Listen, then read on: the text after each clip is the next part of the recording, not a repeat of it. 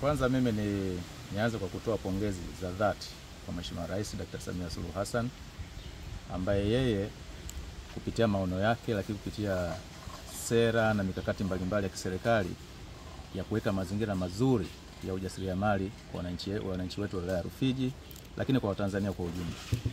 Sasa ukiangalia mathalan kwa upande wetu wa wilaya ya Rufiji, sasa hivi tuna uwekezaji mkubwa kwenye sekta ya kilimo ambao unafanyika hapa, lakini pia na viwanda.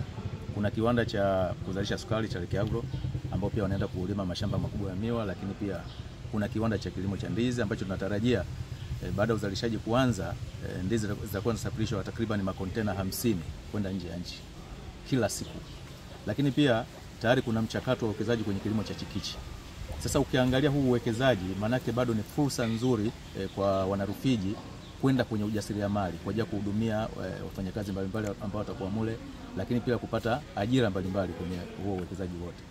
Lakini ukiachana na hayo, mimi tangu nimefika baada ya kuteuliwa na Mheshimiwa Rais mwaka jana mwezi wa 9, nilikuwa nikijaribu kuangalia fursa za kiuchumi zilizopo kwenye wilaya ya Rufiji na kuona namna gani ambavyo zimeweza kutumika. Lakini nilichojifunza ni kwamba tumezitumia isipokuwa sio kwa kiwango kikubwa.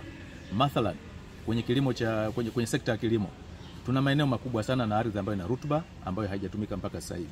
Lakini hata ukiangalia teknolojia ambayo tunaitumia kwenye kilimo bado ni teknolojia ya China kutumia jembe la mkono. Sasa ndio maana leo kwenye hotuba nikasema sasa hivi tunataka tukafanye mapinduzi au maboresho kwenye sekta ya kilimo kwenye wilaya ya Rufiji, kwa maana kwamba kwanza kuhakikisha kila mtumishi wa umma anamuunga mkono Mheshimiwa Rais kwa jitihada zake za kuboresha sekta ya kilimo kwa kwenda kufanya kazi, kwenda kulima.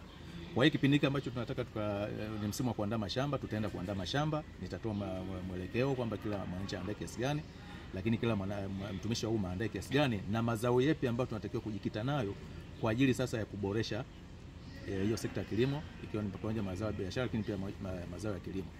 Kwa hiyo tunapoenda kufanya namna hiyo, manake tunaenda kufungua fursa za ujasiriamali zaidi, kwa sababu kwanza tunaenda kutumia teknolojia ya kutumia jembe la kukokota kwa ng'ombe. Sasa manake wale wajasiriamali ni fursa ya kuandaa hayo majembe ili wengine sasa waweze kuyatumia kwenye mashamba yao. Lakini pia tunaenda kutumia teknolojia ya kutumia matrekta kwa ajili ya kulima mashamba yetu. Hilo ni eneo la kwanza. Ukienda kwenye bado kuna fursa nyingi za utalii. Tuna chemchemi ya maji moto ambayo iko kwenye kata ya Chemchem la Rufiji. Lakini pia kama mnakumbuka wale ambao tumesoma shule zamani, kulikuwa na wimbo ambao unasema boma la Utete Mwingereza kalitengeneza.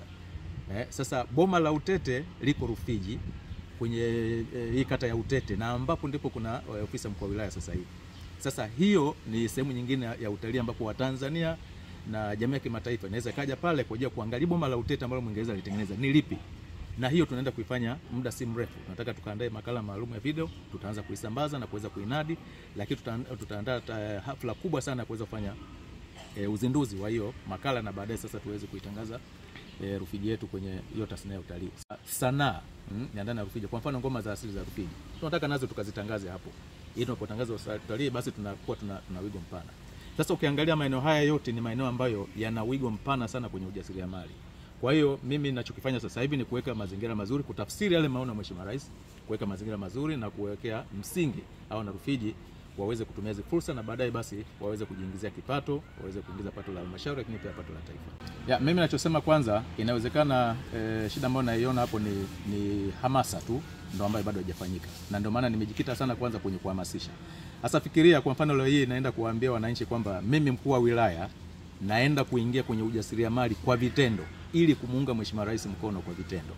Kwa hiyo endapo ataona mkuu wa wilaya ameingia kwenye masuala ya kilimo na masuala ya sekta zingine za uchumi, maana yake na wao watakuwa wepesi au wataniunga mkono kwamba okay, kama kiongozi wetu anafanya namna hii, kwa nini sisi tusimuunge mkono? Kwa hiyo ni hamasa tu ndio imekosekana, lakini naamini wananchi wa Rufiji wataenda kufanya kazi na watakuwa na ari kwenye kufanya kazi na kutumia hizo fursa za ujasiriamali na kuweza kufanya kile kinachotakiwa. Wanachotakiwa kufanya ni kuandaa vikundi vikidhi vigezo. Fedha za Mama Samia zipo kwenye halmashauri yetu. Kwa hiyo wakishakuwa tayari, hasa kwenye maeneo ambayo mimi nimesema ni kipaumbele cha wilaya sasa hivi, na ndio maana kwenye hotuba yangu nimesema nitawapigia debe waweze kupata. Wajikite kwenye ujasiriamali upande wa kilimo, wajikite kwenye ujasiriamali upande wa uvuvi, wajikite kwenye ujasiriamali upande wa utalii. Hakika nawaambia Mheshimiwa Rais ametenga fedha za kutosha, halmashauri yetu imetenga fedha za kutosha, mikopo atapata na kila kitu kitaenda sawa.